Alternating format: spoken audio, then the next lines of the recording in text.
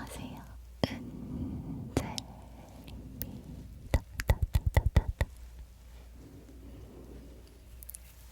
무서운, 무서운, 무서운, 무서운 이야기, 무서운 이야기. 제가 들려드리는 이야기는 실화를 바탕으로 각색된 이야기입니다. 지금부터 시작할게요.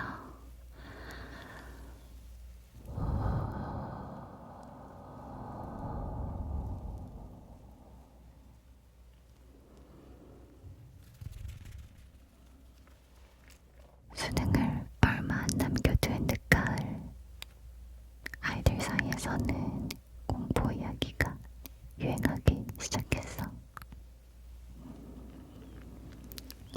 아마도 시험을 앞두고 수험생들의 불안한 심리가 반영이 된 게 아닐까 생각해. 부쩍 가위에 눌렸다는 아이들도 많아지고, 또 특정 교실에서 하복을 입고 사물함 정리를 하는 귀신을 봤다는 그런 목격담도 종종 들리고 말이야. 나는 기가 그렇게 센 편은 아닌데 다행히 그때까지 직접 귀신을 보거나 가위에 눌리거나 한 적이 없었어. 그래서 아이들의 이야기가 솔직히 잘 믿어지지 않으면서도 또 동시에 호기심이 일었지. 그날도 여느 때와 같은 하루였어. 우리 학교 안에는 수업이 다 끝나도 계속 아이들이 공부를 할 수 있도록 만들어둔 독서실 같은 그런 곳이 있었거든. 거기에서 공부하는 아이들은 보통 밤 10시에서 12시 자정까지 공부를 하고 가곤 했어.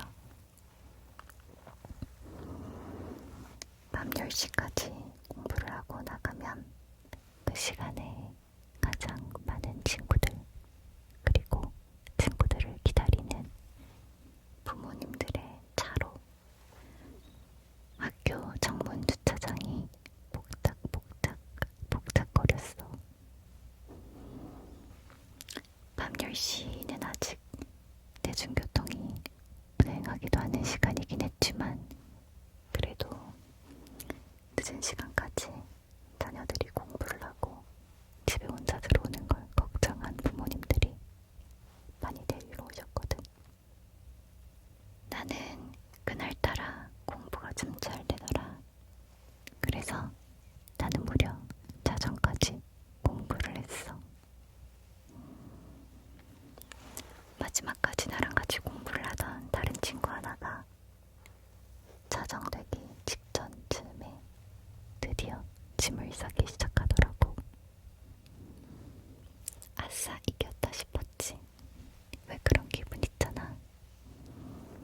제일 늦게까지 제일 오래 공부를 하면 왠지 내가 제일 열심히 하는 학생이니까 성적도 잘 나올 것 같고 그런 기분 말이야. 그렇게 그 친구가 짐을 싸서 나가고 나서야 나도 짐을 싸기 시작했고, 나를 내리러 와서 주차장에서 기다리고 있는 아빠한테 문자를 보냈지. 아빠, 나 이제 나갈게요 하고 학교 내 독서실에서 학교 정문 주차장까지 가는 길에 복도가 정말 길었어. 어둡고 컴컴한 정빈 복도가 어찌나 무섭던지. 그냥 아까 그 친구랑 같이 나갈 걸 하는 생각이 절로 들었다니까. 게다가 그 복도 한쪽에는 하복 입은 귀신이 나온다는 교실도 있었기 때문에 나는 혹시나 실수로라도 그 교실을 쳐다보지 않으려고 정면만 보고 냅다 달렸어. 그렇게 해서 주차장에 도착할 수 있었지.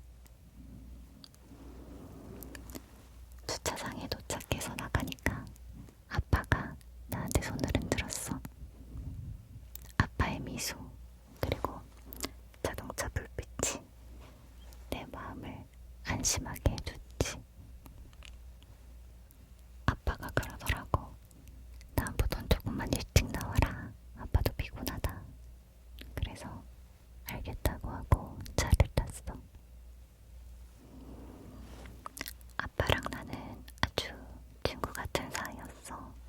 그래서 학교길에 아빠 차를 타고 하교할 때면 항상 아빠에게 노란 그날 있었던 일들에 대해서 이야기를 하곤 했지. 그날도 평소와 다름없이 아빠에게 그날 있었던 일, 그날 공부하는 거, 그런 내용을 제잘제잘 이야기를 하고 있었어. 자정이 넘은 시간은 도로에 차가 없기 때문에 학교에서 우리 집까지 한 10분 정도밖에 안 걸리는 거리였거든. 그런데 우리 집에 나와가는 어느 직선 도로에서 나는 뭔가 이상한 걸 보게 됐어. 도로의 오른쪽 길가에 뭔가 하얗고 네모난 뭔가가 서 있었어. 지금부터의 이야기는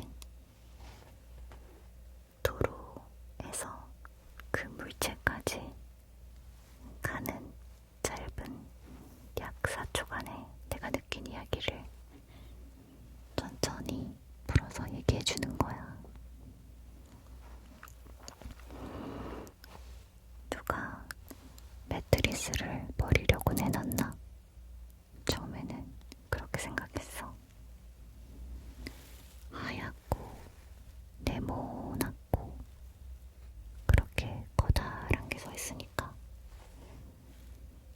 매트리스를 버리려고 내놨나? 근데 왜 매트리스를 도로가에 내놨을까? 보통 큰 가구 쓰레기를 버릴 때는 집 앞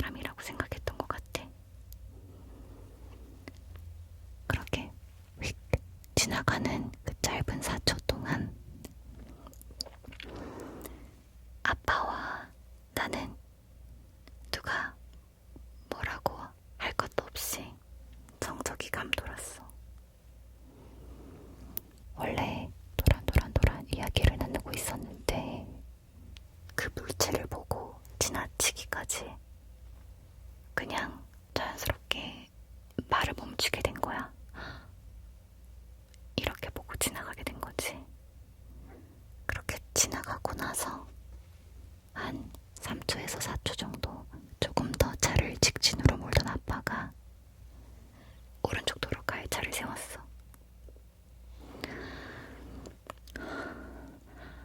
봤어? 너도 봤니? 나도 봤어.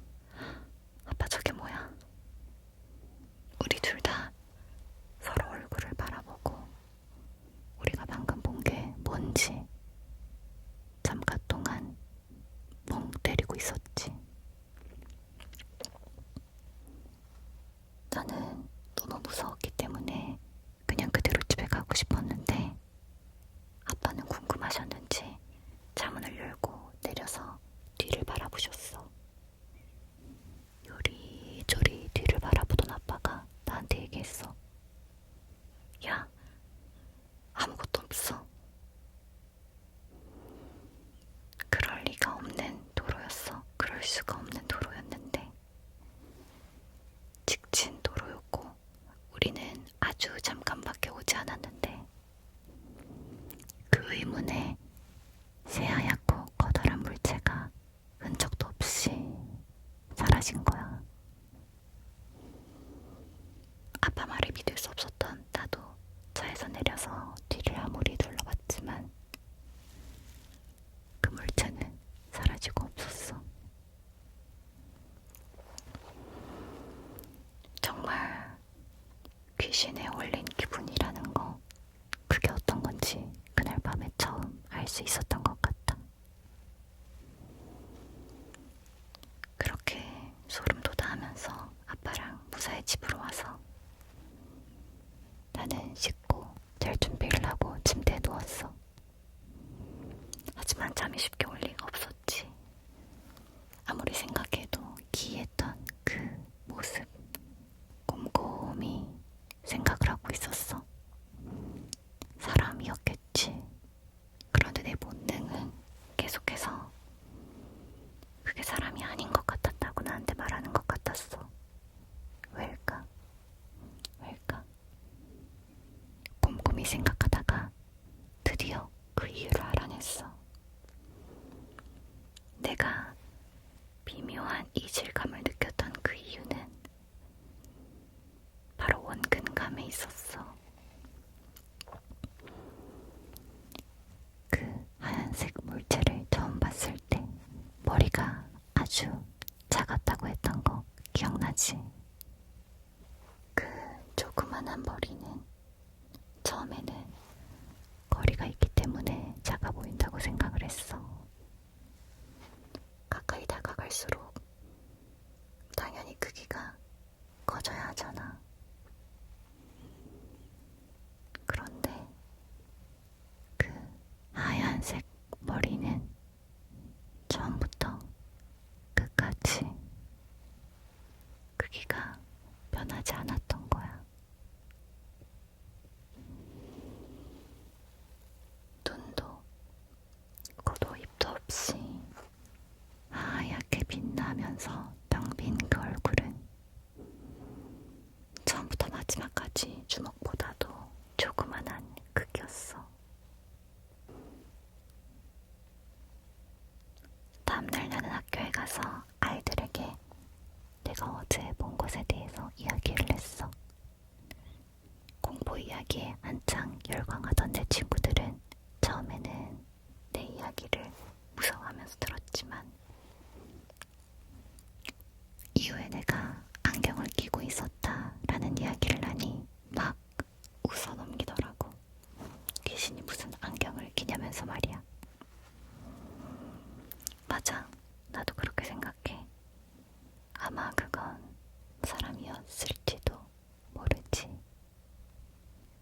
하얀색 엄청나게 커다랗고 네모난 옷을 입고 주먹보다도 작은 얼굴을 하고 그리고 달리기가 너무나 빨라서 몇 초 만에 도로에서 모습을 흔적도 없이 사라지게 할 수 있는 그런 이상한 사람 말이야. 난 아직까지도 내가 그날 봤던 게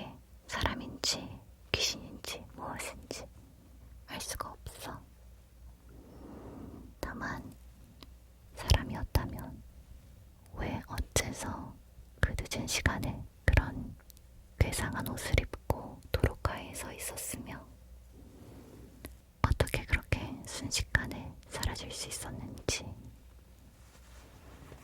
그리고 만약 귀신이었다면